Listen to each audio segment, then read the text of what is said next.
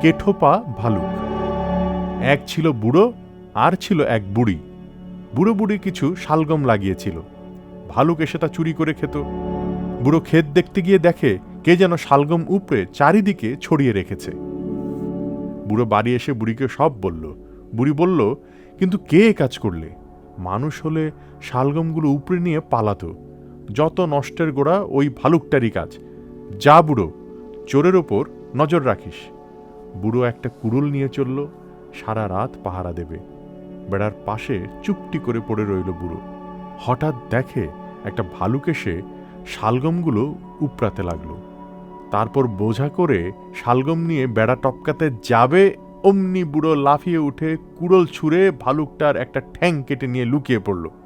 ভালুকটার ডাক ছেড়ে 3 পায়ে খুঁড়িয়ে খুঁড়িয়ে বনের দিকে চলে গেল। কাটা ঠ্যাং নিয়ে বুড়ো চলে এলো বাড়িতে, বলল, এই নে বউ, রান্না করিস। বুড়ি সেটার ছাল ছাড়িয়ে সিদ্ধ বসিয়ে দিল। তারপর ছাল থেকে লোম ছাড়িয়ে নিয়ে ছালটা পেতে বসে লোম পাকিয়ে পশম বানাতে লাগলো। বুড়ি পশম বনে, আর ভালুকটা এদিকে একটা কাঠের পা তৈরি করে বুড়ো বুড়ির ওপর শোধ তুলবে বলে বেরিয়ে পড়ল।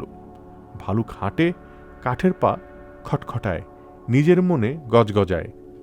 গরর গরর গুরুক, আমি কেঠো পা ভালুক, চারদিকে সবে ঘুমিয়ে, আমি চলি শুধু খুঁড়িয়ে। বুড়ি হোথা ওই যাচ্ছে, আমার গায়ের ছাল পেতে বসে, লোম দিয়ে সুতো কাটছে, স্পর্ধা দেখছে বুড়িটার।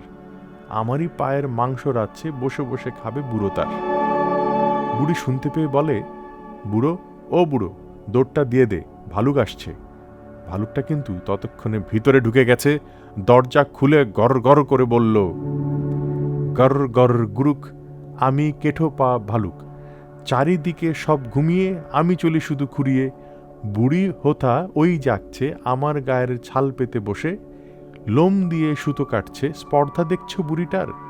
আমারই পায়ের মাংস রাচ্ছে, বসে বসে খাবে বুড়ো তার। বুড়ো বুড়ি তো ভয়ে মরে। বুড়ো মাচার ওপরে গামলার তলায় গিয়ে লুকিয়ে রইল, বুড়ি চুল্লির ওপর। ভালুকটা ঘরে ঢুকে এখান খোঁজে সেখান খোঁজে, খুঁজতে খুঁজতে পা ফসকে একেবারে তলকুঠুরিতে। তখন পাড়াপড়শি সব দৌড়ে এসে মেরে ফেলল ভালুকটাকে।